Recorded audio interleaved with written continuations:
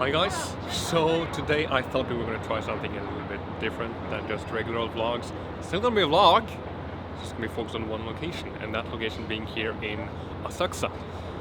Probably one of Tokyo's oldest districts. It is a place full of temples, shopping streets, events, etc, etc. Starting off the entire tour is actually just right here, that you've probably seen pictures of before, especially if you've seen these three buildings behind me. The most famous being the Sky Tree, a 634 meter tall tower, because Tokyo doesn't do anything small. No, Tokyo does a lot of things small. What am I talking about? So yeah, these three buildings are a staple of the Tokyo skyline, and it is easily accessible. If you come here, just snap a photo, finish, and then head on through. So I'll stop talking now, and then we can just all have fun together. So yeah, let's go. So we are starting off today's episode in front of this magnificent tower. This is the Asakusa Cultural Tourist Center. It is a kind of like a museum, basically going over Asakusa's culture, history, places you can visit in Asakusa, etc, etc. Why I recommend going here is because at the very top, on the 8th floor, there's a free viewing platform that you can, get a sense of scale. So, if you ever come here, it's open from 9 to 8. It is really easy. Just go to the back of the building and then up an elevator, and then you're at the viewing platform. So yeah, we will quickly do that. I will try to get some few good shots of Asakusa from above, and I guess I'll see you guys downstairs after I'm done.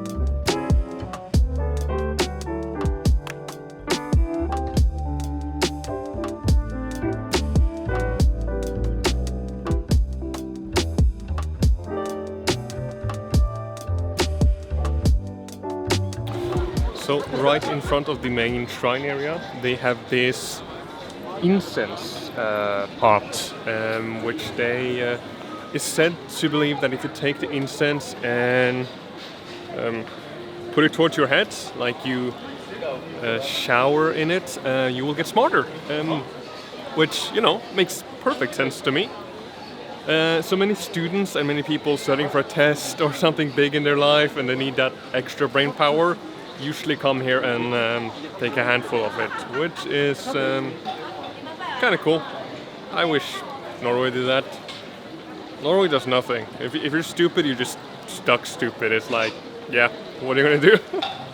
So of course it is rooted in superstition, but I just love, when superstition has just fun stuff. Yeah, I don't know, it's cool. We also have here a water cleansing fountain. It's been so long since I've done this, but I think if I remember correctly, this water is supposed to purify your body so you don't bring any bad spirits with you into the temple when you start praying. But don't quote me on that, because it's been a minute since I actually read up on what that fountain actually did. So I might just be making up stuff now. So I'll go quickly in and pray, do the entire shtick, and I don't know. Hopefully some good fortune comes my way. Although we did pick good fortune. This is just extra. I guess I'll wish for a pony. Pink pony. So I'll go pray now, and then yeah, we'll get food later. Praying done. I do not know if this follows birthday wish rules, which means that I shouldn't say my wish out loud. So I'm not gonna, so I don't jinx it. Yeah, shrines in Japan are dotted everywhere, but I do still think that this one in Asakusa is one of the prettiest and one of the nicest shrines to visit, especially since it's so accessible. It's in Tokyo. You're definitely gonna be in Tokyo, so come visit it. It is a great place to, of course, grab your fortune, partake in the tradition of wishing in front of the shrine, and if you have it, throw a 5 yen coin in. It is supposedly better because 5 yen means in Japanese goen, 5 yen, which is really similar to the word goen, which I think is fortune. Don't quote me on that. I will put a box there if it's wrong. So yeah, it's just extra luck on top of already luck, so double luck. Other thing too, if you want to, you can buy talismans here. This is a great place to buy talismans for different things, like good luck with school, fortune to the married couple. I think there's even some for fertility, so if you're trying to get a baby, get a talisman to, help out in the bedroom. No, but shrines are great. Of course, you don't have to believe in it. You don't have to be a believer in the Shinto or Buddhism. Just, partake in the culture. Most Japanese people think it's nice anyways. That like foreigners show interest in them. So, yeah, shrine. It's also beautiful. So, no excuse. Come miss it. I really lucked out with the weather today. I feel it's a few clouds in the sky, but it's December and there's like 15 degrees outside, so yeah, I don't complain. So we are now walking by the river just to get a change of pace, whereas the Kaminari-moen and the shopping district was just filled with people. Here there's barely no one. So yeah, probably wondering why I chose Asakusa as my first location to do this kind of series. And one is just Asakusa is pretty marketable. Everybody that are going to Japan or is going to Tokyo has at least heard of Asakusa, and most likely are also planning to go to Asakusa. Secondly, Asakusa is the first location that I ever really visited in Tokyo, if we don't count the airport and the stops in between to get there. So it is for me a really dear place. It is probably one of the locations I always come back to. It is kind of become synonymous with Japan for me. I've traveled to Japan for many years now. I've seen a lot of places, I met a lot of great people, and I made a heck a ton of experiences. But sometimes you just gotta, appreciate the beginning, the start to all of it. And Asakusa is that for me. And it's just, a place I want to share with people. But not that you really need me to share it. As I said, most people are probably coming here anyways. So, but for those 5 of you that were on the edge, hopefully this video will convince you otherwise. So yeah, let's continue on. So the lights have now properly set outside, but before I show you Asakusa by nighttime, there is a underground district that I also wanted to check out. Wow. Yeah, this place is atmospheric. It is, I guess it's not unlike anything I've seen in Japan, but it has a really unique feel that you don't find anywhere. It is really cyberpunk-ish, if you ever play that game, or I guess Blade Runner, like broken down, kind of worn down, puddles on the floor, power cables and tubes going along the ceiling, the smell of dust everywhere.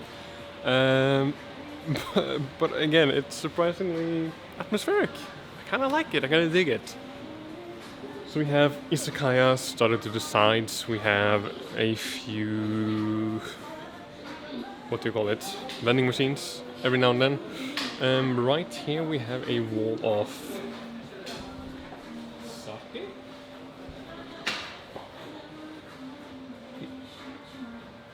I don't recognize any of the kanjis, unfortunately, so I can neither confirm nor deny that. But yeah, it is really accessible. It is right next to the river. If you just quickly go across the street and then you see a mole, a sign with a big mole on it saying Asakusa Underground Street, and then just quickly run through. It's not super big, so you're not going to spend the entire day here, but hey, again, it's easily accessible, and I think it's something you should check out. Wow. It's now 6 p.m, which means that most of the shops are closing their shutters because it's the end of the workday here. But it is still actually to the benefit of the public, because even if you can't shop at the stores, what they have done is that on the rollers that they close the shops with, the doors, so to say, all of them has artwork on it, and I think it's specific to Asakusa. Don't quote me on that, but yeah, even if you come after 6 p.m, you'll still get something nice to look at, if you don't count the temple and the street and the trees and everything else there. So yeah, no, yeah, I guess you'll just get something good to look at anyways, but more stuff to look at. We are actually running close to the end of the day, which means that I'm just gonna go to a few more locations before I take my train back. It has been a really enjoyable day. Asakusa is a place I just like visiting, really. It is so atmospheric. So yeah, I'll go find the local donkey because I need to pick up a power cable that I broke. And donkey was the closest store I could think of. Afterwards there's dinner time, and then I think I'll just head home. It's been a worthwhile adventure for today, and I got some few good shots and practice my camera moving and etc, etc. So yeah, see you guys at Donkey. I think Don Quixote is probably the most fun you can have in a shopping store, because I do quite literally think they have everything. Do you need a new suitcase? They have it. New pants? Sure, they have it. Do you want food? Yeah, we got food. What about tools for your, I don't know, something? Yeah, sure, we got you. Playthings for adult time? Got that too. So yeah, I think if you can think of it, Donkey probably has it to some extent. Not accounting for quality. If you don't care about quality, they have it. So yeah, but I don't know where my cable is though. One thing Donkey don't have is my cable. So yeah, I'll just search a little bit more. Try to find my cable.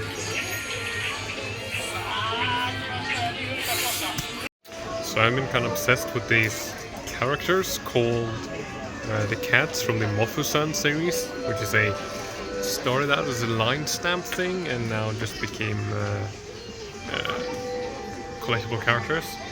And at the game centers in Japan, they have these claw games, so you can try to get it. And I've been like really obsessed trying to get all of them in the series. But yeah, now you can just apparently buy them in the store for less money than I've spent on them. So yeah, it's nice to know. It was worth it. I stand by it. I'd do it again. Now, a store or shop not so many people mention in their travel to Asakusa video is the cafe that's right behind me, if you can zoom on. Why should you absolutely go out of your way when you visit Asakusa to come to this cafe? Well, I'll tell you. This cafe's name is Fuglen, which for those of you familiar with Norwegian, it's like, huh, sounded familiar. Well, that's because it's a Norwegian word. It means bird. Fuglen is actually a Norwegian coffee roastery cafe that has, I think, 4 cafes in total. They have their main one in Oslo. Then they have this one here in Tokyo.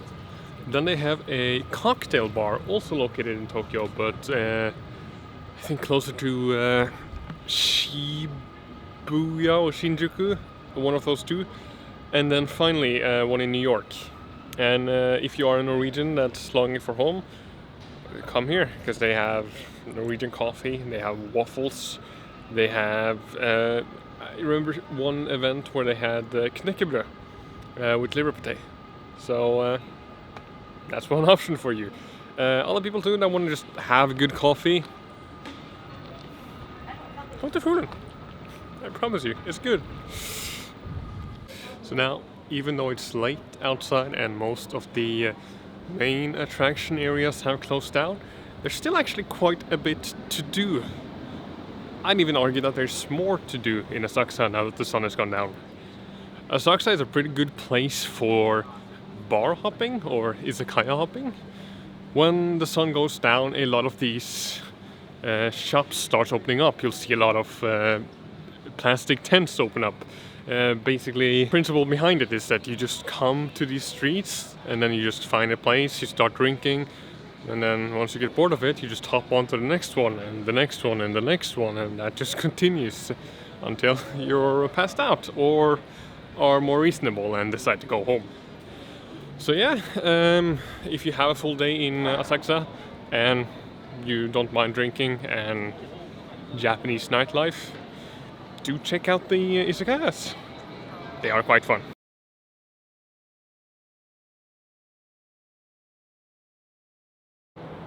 And then we're back to the beginning. So yeah, this is the end. I'm tired. It was so much fun going back here again and getting to properly showcase one of the areas that I hold a real passion for, which is Asakusa, and it's something new for me. I'm not a good presenter at all, I realize that, but we have so many good videos out there about Asakusa done in a properly presentative way with professional equipment, etc., etc. So I just hope that I contributed in the more casual, down-to-earth side of Asakusa. So yeah, if you like this style of video, please let me know. I really want to do a lot of these. I want to do actually a series like Tokyo Travels, every time focusing on a new area and yeah, showcase Tokyo. But I don't know if that's what's wanted or needed, but hey, I'm just gonna try it until enough people say stop. So yeah, comment down below if you have any ideas, and I'll go back home now. I'm kind of tired, not gonna lie. I've been over 12 hours. I'm supposed to be a cancer recovering guy. I'm not supposed to be out so late. But yeah, I'm gonna catch my train now, and then I'm gonna go home and start editing, and then I'll see you guys next time on Tokyo Travels. Until then, bye! Another quick side note. Do you guys want me to talk about my health while I'm down here? Because I realize a lot of you guys came because of the cancer. So maybe this is not what the audience want. In that case, I'll try to sprinkle in a little bit of the how I'm feeling throughout the day. If not, I'm just gonna continue doing my thing. Okay, bye.